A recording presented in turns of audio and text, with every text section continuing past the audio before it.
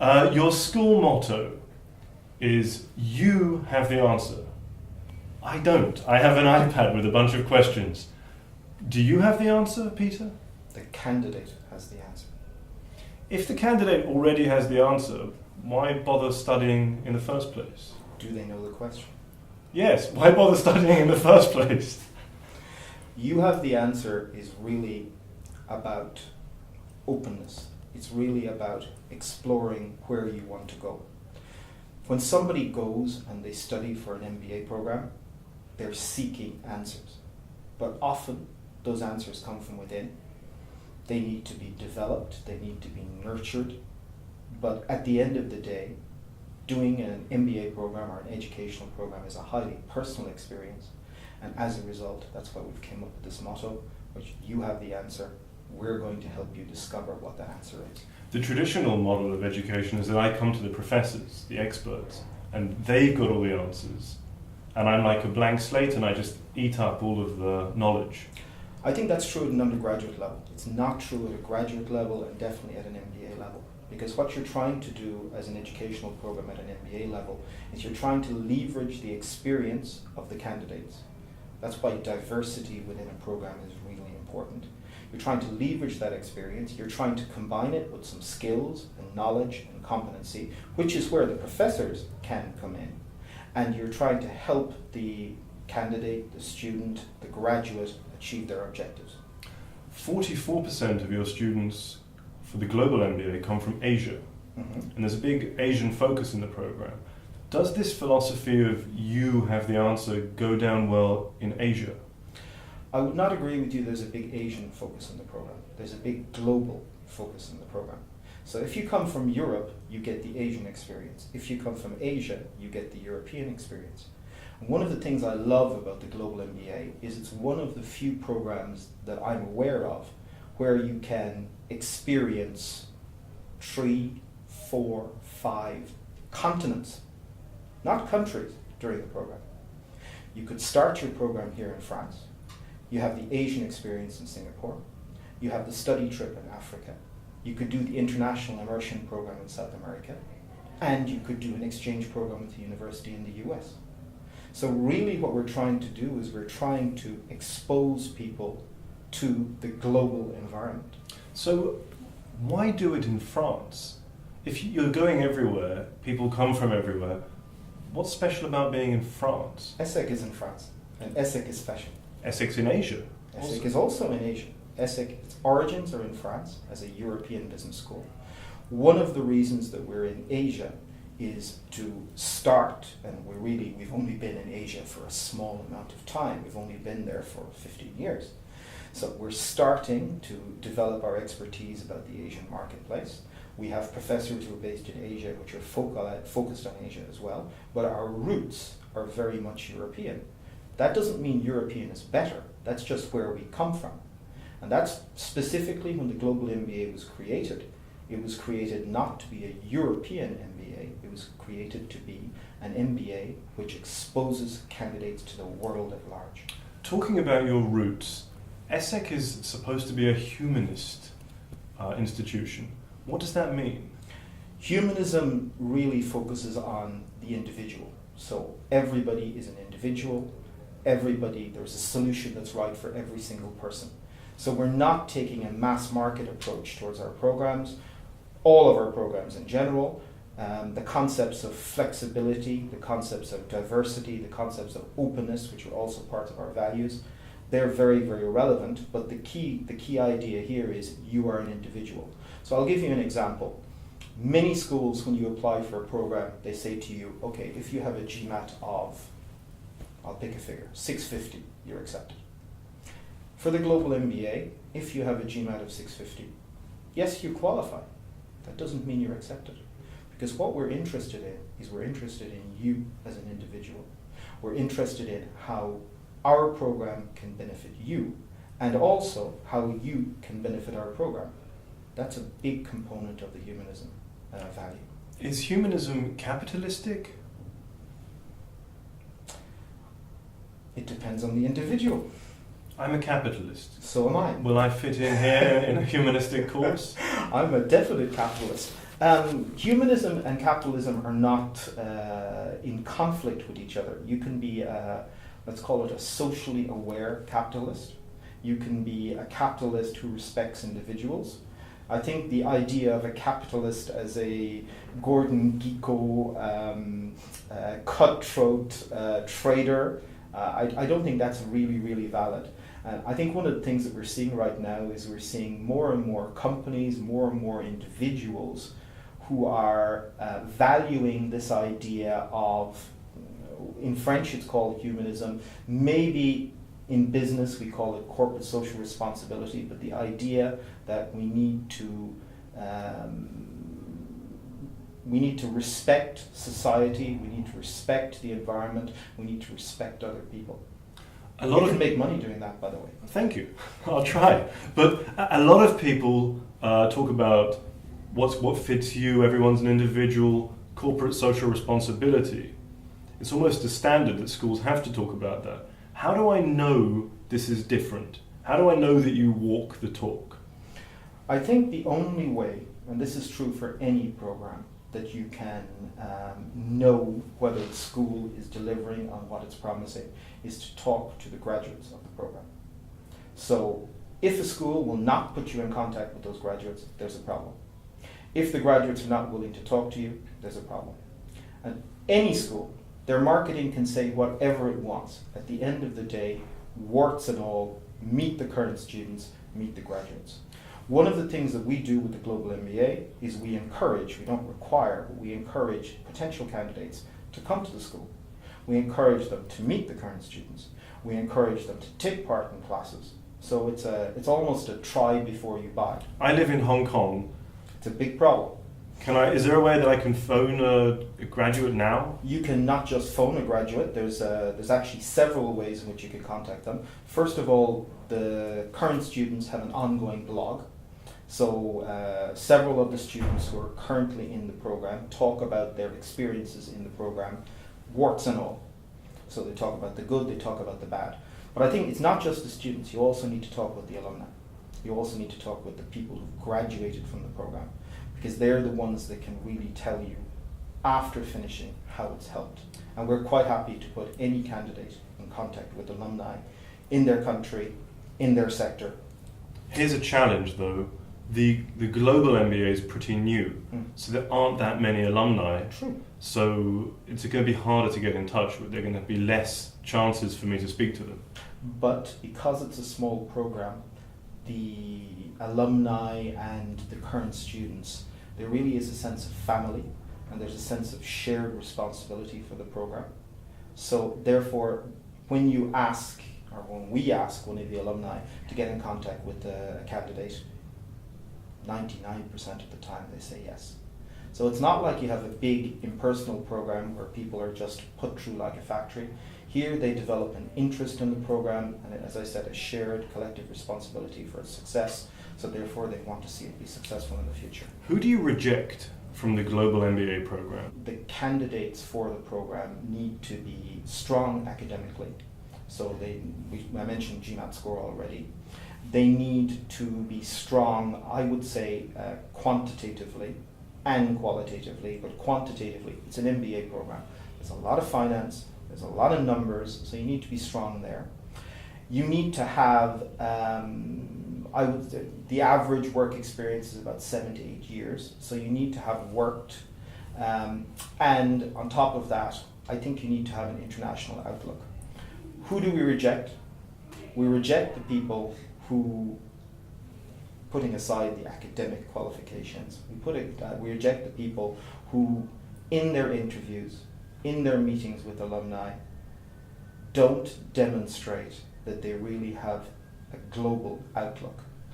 People who've always worked in their home country for domestic companies, when you talk to them about their career aspirations and they say, oh yeah, I want to go back to my country and I want to work for somebody that's already in the country, it's not the right program for them. They're too set in their ways. What we really are looking for is people who want to open themselves up to new experiences.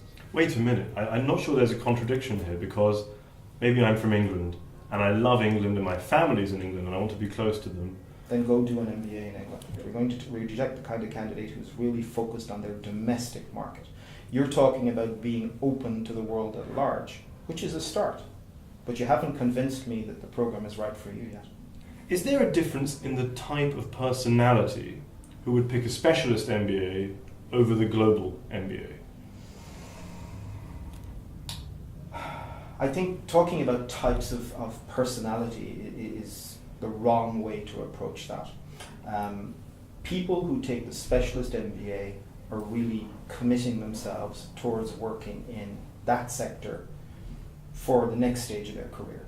So we have two specialist MBAs, one which is in luxury brand management, the other which is in hospitality management. The global MBA is a generalist MBA, so it's designed to give you the skills and competencies across many, many different sectors. So it's really to do with career orientation rather than personality type. I would say as well that the luxury branding MBA tends to attract more of the marketing types, the creative types, who are probably not as strong financially, while the global MBA really is a classical MBA in terms of numeric ability, understanding of finance, and so on. So they're different in terms of the skills and competencies that you need, and they're also different in terms of the career orientation afterwards. Did ESSEC hire new faculty to teach the global MBA? ESSEC has about 120 full-time faculty covering all of the disciplines. So we didn't need to hire new faculty for the global MBA. In terms of the actual academic disciplines, we're very, very well covered.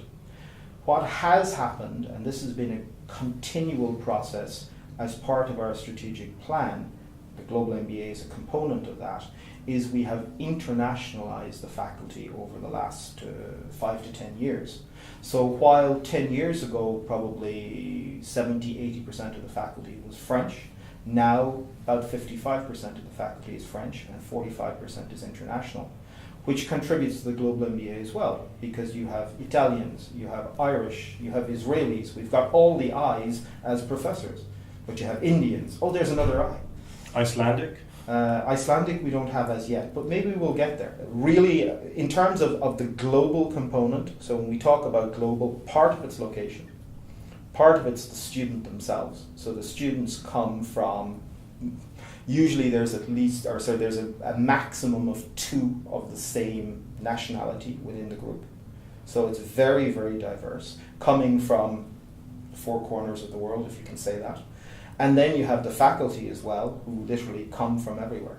So, we're building this international component in many different ways. What similarities are there in this group of so much difference? To hold everyone together and keep them on the path together, what are the similarities that gel this group? First of all, there's this strong motivation to succeed. Because obviously, in order to take a year out of your career and come back and do an MBA program, you need to be very motivated and you want to progress rapidly. Secondly, there is this global orientation. As I mentioned earlier, if you're somebody who wants to stay in your box and stay in your domestic market, it's not the right program for you. You have to be prepared to get uncomfortable. Why has ESSEC set up this new MBA? One of the reasons that it set up this new MBA is we believe that there is a market for this new MBA. When we look at our competitors' programs, we see very, very, very classical MBA programs. The global aspect of it, everybody says they're international, but are they really international? We're international, as I mentioned, in terms of location, student, faculty, orientation. Secondly, in terms of one of the orientations of the program is towards emerging markets. So in terms of emerging markets, it's a theme that runs through the entire program. The study trip, the international immersion program, which acts as a capstone, the whole idea of corporate social responsibility, green, it's all integrated very, very well into the program.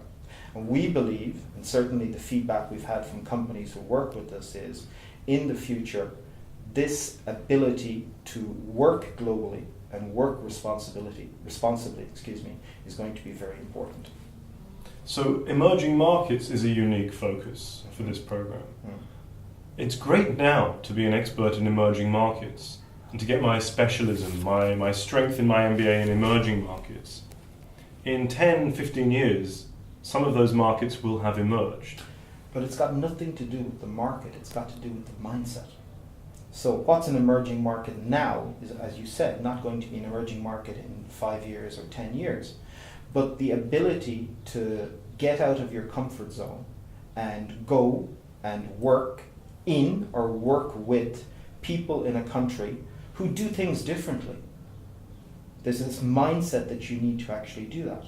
How do we develop this? We develop it through the students, through the courses, through the different educational experiences that we give within the program. The immersion project, the international immersion, is 3 or 4 weeks. It's 5 or 6 weeks. It's 5 or 6 weeks. Yes. Still, 5 or 6 weeks on location. is that enough time to immerse? There's never enough time.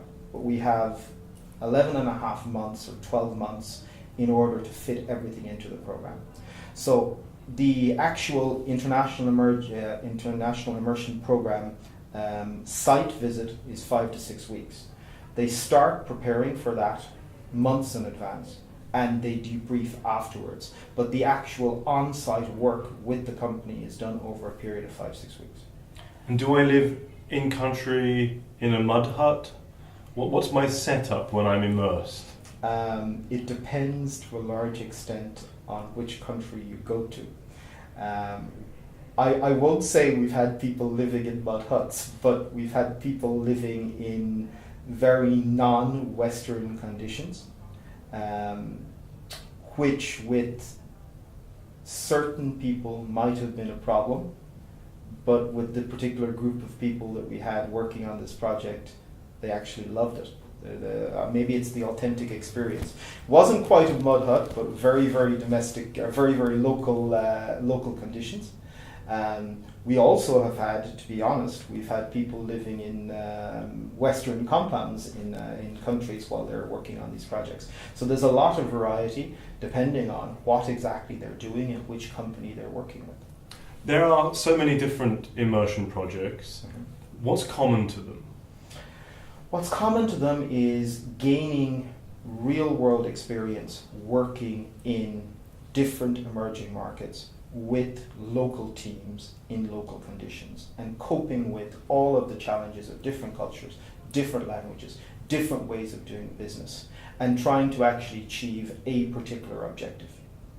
So that's common throughout the 5 or 6 projects that we do each year. Some of them are in South America, some of them are in Asia. There's going to be a lot of variety otherwise. But what we're looking for, our objective educationally, is first of all to integrate all the learning that the candidates have got throughout the program, but on top of that, to try to experience the difference between the theory and reality. And then when they come back and they present their findings to the sponsoring company, we obviously do a debrief among the candidates and with some of the professors, particularly some of the intercultural professors, to help them understand what that experience has actually been. Is there a difference between working for a multinational in an emerging market and working for a local business in an emerging market? I think there is. With regard to the International Immersion Project, we have a mix of both because some of the projects have been sponsored by multinationals, others have been sponsored by microfinance companies, which really put you in a purely local situation. So there is a difference between the two. One of the big differences is the support network. If you're working for a multinational and you need information, generally the corporate office can help you. If you're working for a local, you're working with the locals. But there's also a conceptual difference, which I'm thinking of the humanism of ESSEC. To work for Total oil company in Venezuela is much more towards the capitalistic end versus working for a microfinance initiative in Africa. Surely there's a qualitative difference between these immersion projects. You mean in terms of the outcome, or? Yes, the type of project, the type of environment, the philosophy of is it a sort of a colonialist project? Remember that this is an MBA program at the end of the day. So humanism is one of our values. But at the end of the day, like you said, you're a capitalist, I'm a capitalist, we're there to make money. Just because you're a local company working with microfinance, yes, there are some social responsibility objectives there, but at the end of the day, you still have to either break even or make a profit, and in the long run, you have to survive. To me, that's capitalism. Can you tell me about the capstone project, the last 3 weeks of the course? So the students have completed the majority of their academic courses. They have gone on their residential period for the International Immersion Program, and then we bring them back to France. So the capstone module is about two things. First of all, it's about presenting and debriefing the International Immersion Program. And then secondly, we introduce a wide range of very, very diverse topics in that capstone module, really again to open their perspective of what business is all about. So one example is public-private partnerships. Another example is real estate finance. They're very, very, very diverse, but the idea is to give them a flavor of the different ways in which you can do business. A skeptic could look at the prospectus and see that only towards the end of the course, I'm suddenly given the chance to study corporate social responsibility as an elective in depth. That's because during the entire program, it's a theme that runs through, not just through each course, but they're actually dedicated courses looking at the whole area. So for example, from the first trimester, you come in, you do your introduction period, then in the first trimester, up till about Christmas, there is a dedicated course focused on corporate social responsibility. Is it politically correct window dressing, or do you mean it when you teach these softer, friendly subjects? Do I mean it? Does the school mean it? It's very easy to talk about humanism and stick a course on social responsibility on the course. As you say, it's an MBA. Do the students care? That's a very, very interesting question, because it's a question I've asked myself many, many times. And not only do the students care, but the companies care. What we're seeing in terms of recruitment is we're seeing that companies want socially aware managers. And at the end of the day, why do you do an MBA program? You do an MBA program so you can get recruited.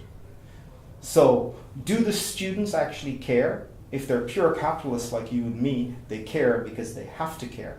But what we're also seeing is we're seeing a different generation starting to come in. At the MBA level, it's just really, really starting, who are much more socially aware than previous generations. Do they become more socially aware in the military boot camp? The objective of the military boot camp is not to make them socially aware. So just to explain what that is, very rapidly at the beginning of the program, we want to do two things. First of all, we want to create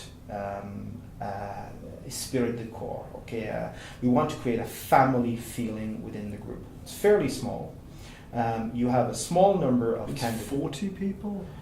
Generally, there's around 25 in a cohort. Okay. 40 is the maximum that we will go to. So you have about 25 people who come from literally all over the world, who come from different backgrounds, different educations, different religions. They've just been thrown together in this school in France. They're all afraid of each other. They're all afraid to do anything or say anything. So we take them for a couple of days, we do the introduction, we do the administrative stuff and so on. And then very rapidly we take them to Saint-Cyr, which is a French military school. And the whole idea here is to build the team building and the leadership skills of the actual participants. And what we want to do is we want to actually challenge them. We want to build them as a team, but we want to challenge their leadership style. So they do a lot of exercises during this experience. Physical exercises. Physical, but leadership exercises. So trying to achieve various objectives. So you may have a leadership style. You may really believe that it's really important to consult with your staff and understand their feelings and understand their opinion. But when you're sitting there, or standing there probably at 4 o'clock in the morning in the pouring rain, and you need to get something done, all of that can go out the window. So what we're trying to actually expose them to is there's a difference between theory and reality. And obviously we debrief their leadership styles, and we actually use the military instructors to help them understand what type of leaders they are. Won't it in the end appeal to bullies? Most of the people in the group are not going to end up leading if somebody has to lead. So the experience of a lot of people in a military training camp is going to be getting bossed around, not leading. But the whole thing about the military is everything can change. Right now you're the leader, but maybe at 2 o'clock you're no longer the leader because you've just been shot. And your team needs to figure out whether they're going to leave you behind or take them with you. And if they're going to take you with them, how are they actually going to take you with them? How are they going to improvise a stretcher? This guy was a pain in the ass when he was the boss. Should we save him or not? There's an ethical decision that they actually have to face. Is there any chance that I will get shot? No, there's no shot that there's no chance that you will actually get shot. There's a slight physical danger. We make you sign a disclaimer before you go. Do I shave my head? Do I get a uniform? With a hairstyle like that, I think, yeah, you should shave your head. But Amen. Yes, they wear uniforms. They wear fatigues because it's dirty, basically. I want a loan of honour. Mm-hmm. Who wouldn't? 33,000 euros. Mm-hmm. How do I get it? In order to qualify for a loan of honour, you really have to demonstrate to the committee that, number one, you need it, and number two, you deserve it. So the loan of honours come out of a fairly limited fund.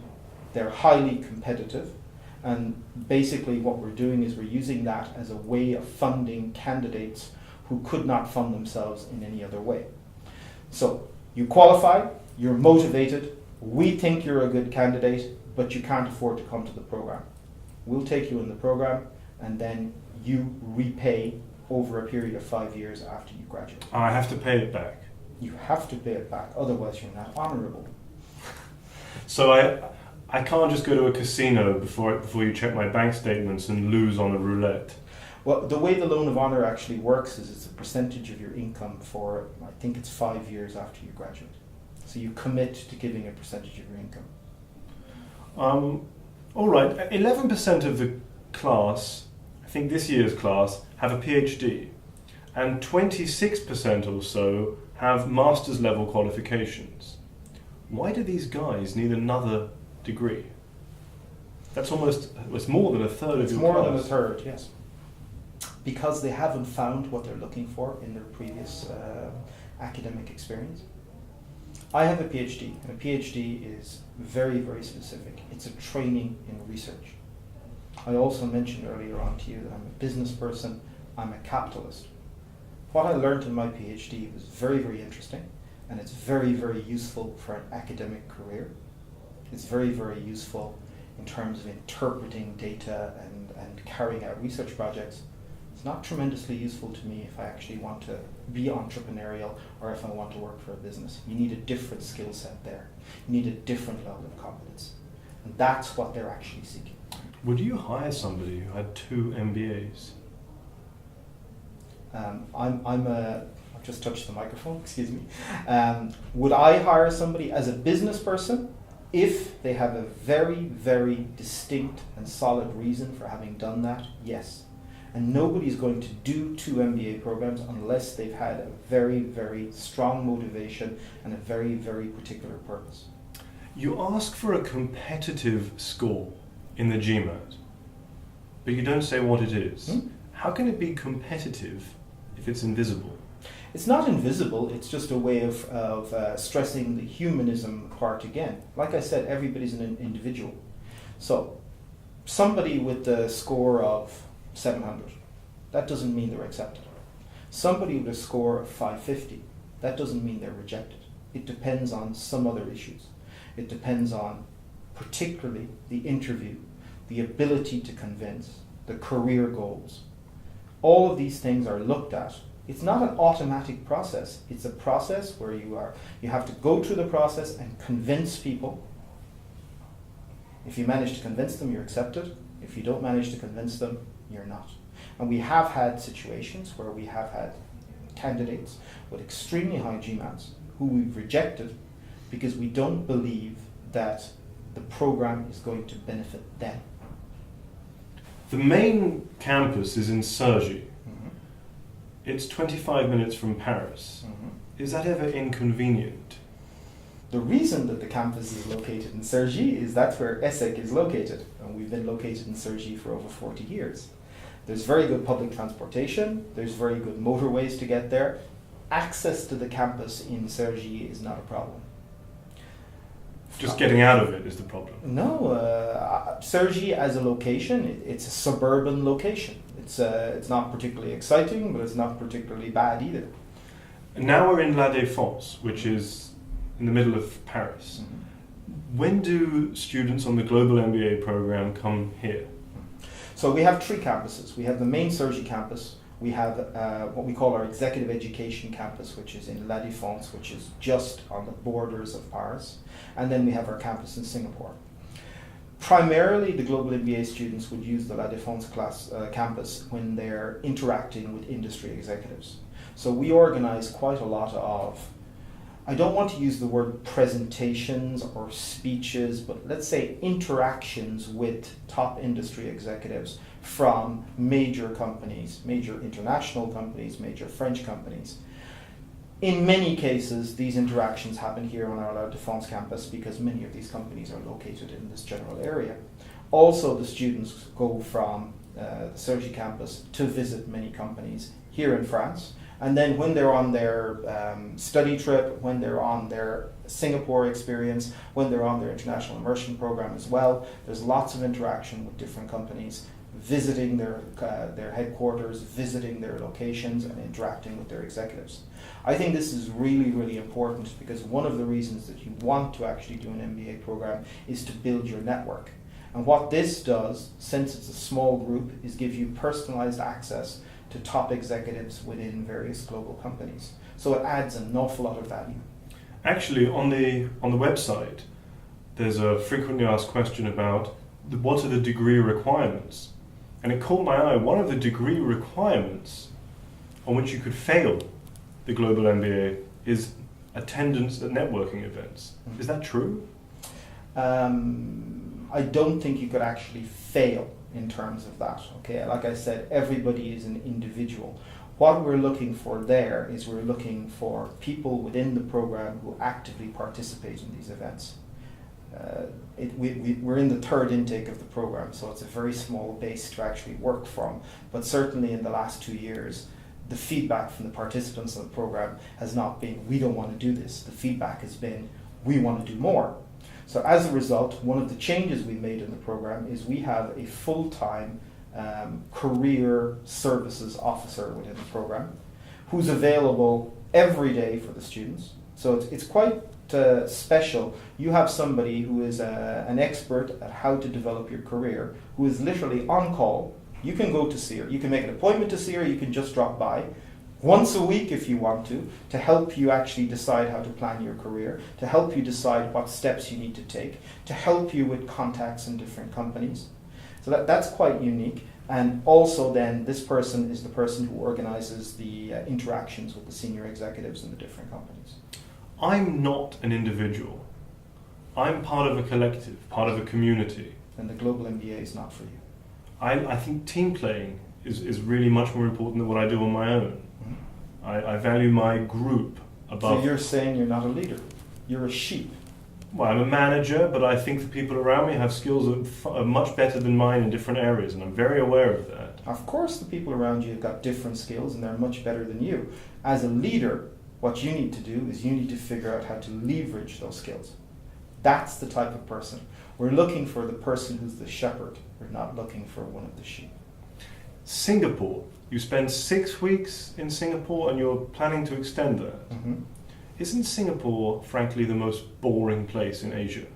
In Asia, yes. I was going to give you another couple of examples in Europe and the US, but let's not go there. The reason that we use Singapore is because it is an incredible hub for visiting the rest of Asia. So Singapore, first of all, obviously as an economy, is very, very interesting. While us in Europe, we've been going down through recession, depression, whatever you want to call it, they're very upset because their GDP growth has only been 4 or 5% on a given year. They're really upset about that. So it's a rapidly developing economy. You have a lot of companies which are based there, particularly a lot of tech companies and a lot of startups. But on top of that, from Singapore, you can go literally anywhere in Asia with a flight of 1 hour, 1.5 hours, 2 hours. So as a base to explore Asia, it's second to none. Why not just go to China for 6 weeks? Because it's not about China, it's about Asia. One of the challenges that we see with many other MBA programs is they are solely focused on China or India. So is it China? Is it India? Because it can't be both. For us, it's Asia. It definitely isn't Singapore. Singapore is the base. It's not about Singapore itself. Does the 7,000 euros that I pay really cover all of those flights? I mean, how many flights do I... It doesn't. We pick up the rest. Is ESSEC making money or losing money on this new MBA program? I think at this stage we're probably breaking even. But right now it's new. Any program, you've got to give it 4 or 5 years to actually mature. So it's part of our strategy to be much more international in every respect. So therefore it's something that we're investing in, and in the first number of years we've taken a small loss. Now we're somewhere around breaking. What is the main thing that the MBA program has learned in the first 2 intakes? I think probably the importance of diversity. So diversity, particularly in terms of the student body. Like I said, right now it is already fairly diverse. Maximum of 2 people of the same nationality. But we still have probably too many Westerners and not enough people from Asia, South America, Middle East. A big challenge is these are emerging economies. They're exactly the kind of competencies or the kind of areas that we want to focus on, we want to actually have competencies on. So what we're looking at is we're looking at different ways of financing high potential candidates from these countries. So instead of having Western managers that we take and we put in emerging economies, what we also want to do, it's not either or, but what we also want to do is take people from these emerging economies, bring them to ESSEC, put them through the program, and help them to develop a global perspective as well.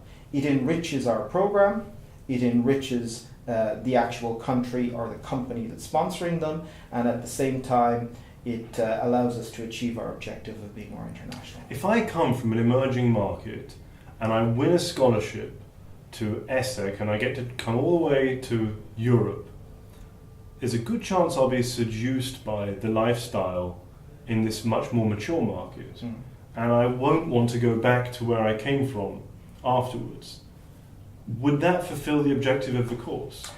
It depends on whether you stay in Europe or whether you go to somewhere else. So I'll give you an example from, I think it was last year's graduating class, where we had an Indian candidate who came to Europe, did his education, and is now in Brazil. We have Michael was German, I'm just trying to think of the name here. I think he was German, who's now working in wealth management in Russia. So, what we're trying to do is we're trying to develop global citizens who are very, very open to living, working in different cultures. So whether you come from East-West, whether you stay put, we're really not preparing you to stay put, we're preparing you to be mobile. What does success look like for the program? The success of the program is based on one thing and one thing only, the success of the graduates. So, as I said, if you're an applicant, what you need to do is you need to talk to people who've been through the program. If they're happy, then it's a good program.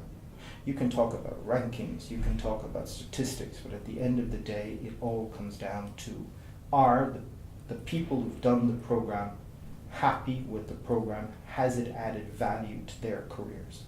ESSEC is a leader in brand understanding. You have this MBA in luxury brand. What is the brand vision? How does the school see the brand of the new MBA? I'm sorry, I don't understand the question.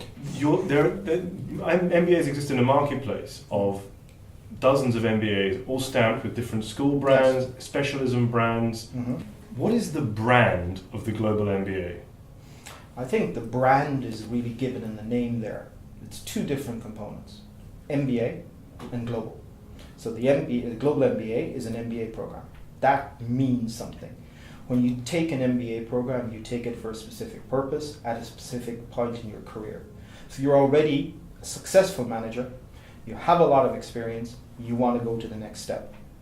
The global component, as I mentioned, is really about focusing on preparing these high potential managers to go from domestic to international. So they need a global perspective.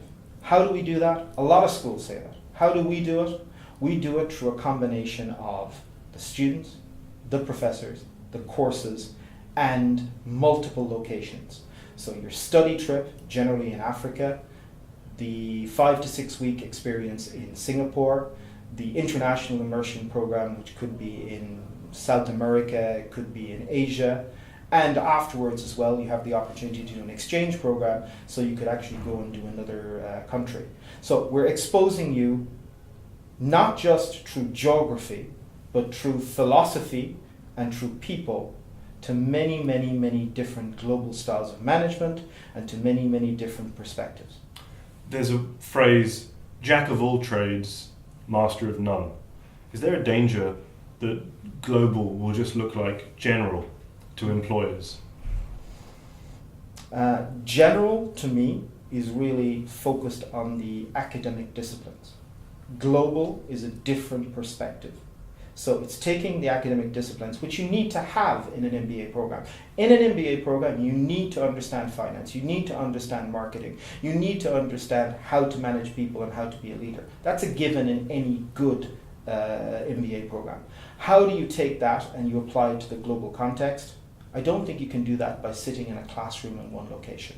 You need experience, you need to experience the different cultures, which you can do from the candidates, which you can do from the professors, which you can do from the locations. Some schools teach really deep, thorough finance, and the students become very, very good at that, and they can work anywhere in the world because their finance is so strong. They don't need the claim that they're global to work globally. Yes.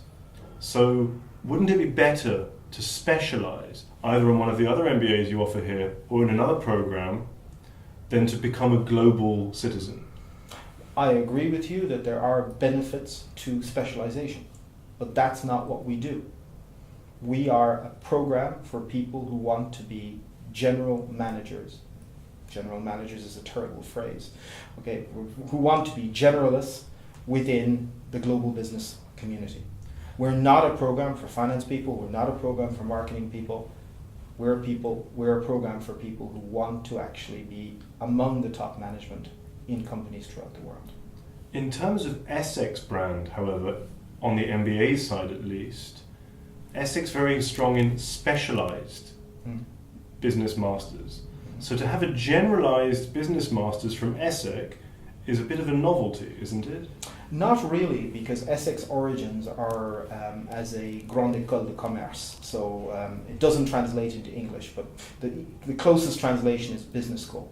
So our core program, the ESSEC Grande École, now called the Masters in Management in English, is a very, very large generalist program, which has around 2,500 students.